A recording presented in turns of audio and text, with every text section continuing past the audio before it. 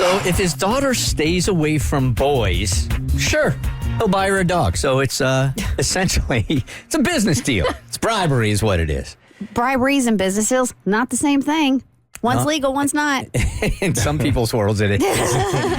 Abby has the email, and if you have some drama going on in your life, you want to share it with Bert Show fam. They love the drama. They love to give advice. Hit us up at thebertshow.com. Hi, Bert Show. Been listening in Australia through the podcast since 2020. Hold on a second. Yep. Give Kristen a second to celebrate an international listener. Good day, mate. Cassie sent us a list this morning, an email of all the countries that the Bert Show has listeners in. And have you seen it yet, Kristen? Yeah. She just gets so excited by this World Wide Web. It is. But I'm tis. It's so cool. Come in. I have 2 kids, an 18-year-old boy and a 14-year-old girl.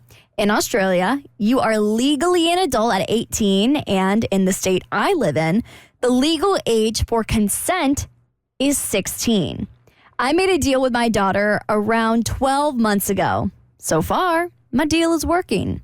The deal: if my daughter on her 16th birthday is sweet 16, never been kissed or anything else, I will buy her a miniature dachshund. Now, my sister, who was very experimental as a teenager, reckons I am a complete a-hole for making this deal. I will admit, I am more protective of my girl than I was of my son. But am I the a-hole for coming up with this deal? She wanted a dachshund, and I wanted no boys around my little girl. Signed, a-hole dad. I don't know if I can say the name. Say it. Tony. All right. Tony from Australia. My one question for you. Did you make the same offer to your son when he was 16? He's clearly saying that he handles the situation differently with his son than he does his daughter. Well, he admits to that. Well, then you're an a-hole.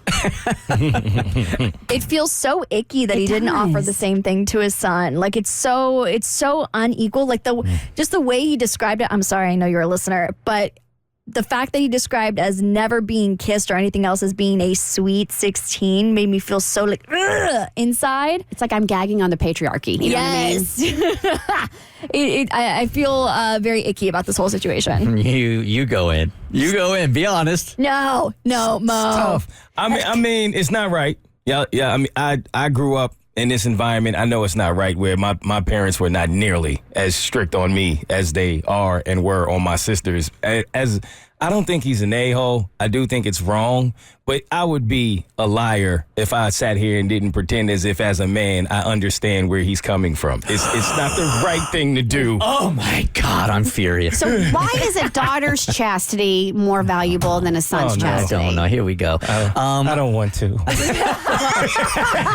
started the conversation. It's time to man up and wrap it up, boys. Yeah. All right, let them chew us out at the same time, because my reality now, having an 8-year-old soon-to-be stepdaughter in my house, it does feel different to me. It does. I know it's not right. I know you guys are going to throw labels at me like toxic masculinity and misogyny, and I feel like I am more protective of her, and I'm going to be more protective of her than I am like my 15-year-old when it comes to dating my 15-year-old son. So what would be the reaction? So I imagine like you have a 16-year-old daughter on the couch, and then in another room you have a 16-year-old son on the couch, and you find out that the 16-year-old daughter has sex, and you find out that the 16-year-old son has sex. Are you going to have the same reaction to both of them? No. That's a problem. And again, I'm not saying it's right. Yep.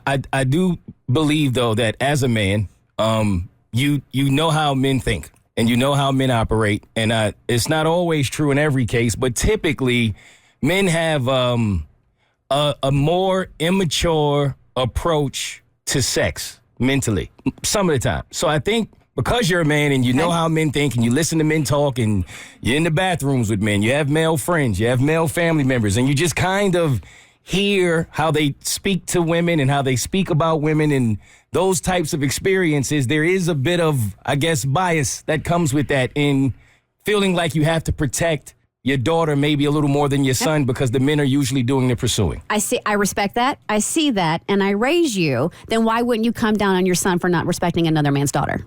No, I would. Oh, you would? I absolutely would. Okay. I would teach my son the game the same way I would teach my daughter the game. I just feel like as far as just that part alone, Yeah.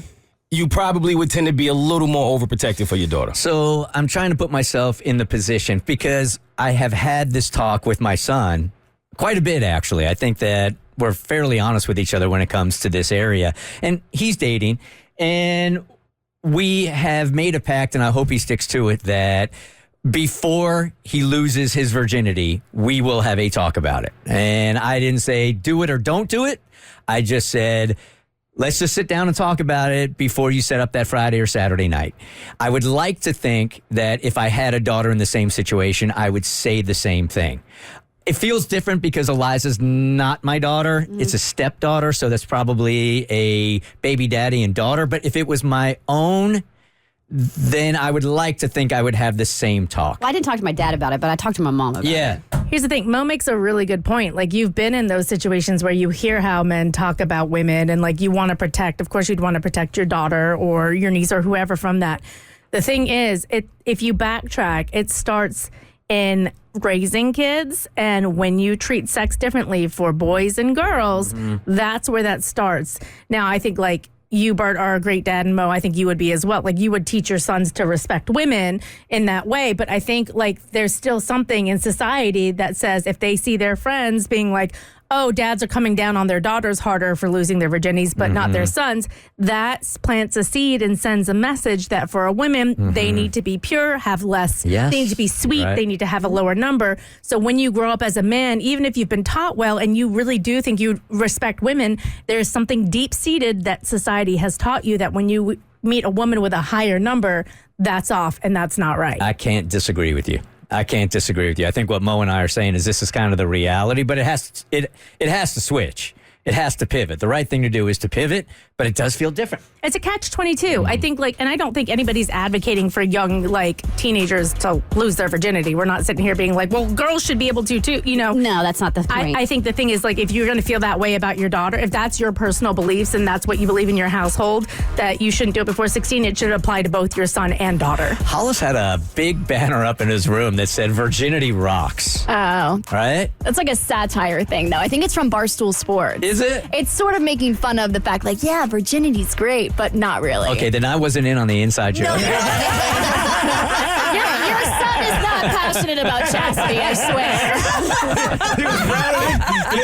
Because I said to him, if I walk down here and that banner is off the wall, then I know it's already happened and we haven't had that talk. The Bert Show. So, first, thanks for watching. Second, you like what you just watched? That just scratches the surface. Get The Bert Show on any podcast platform. We're so good.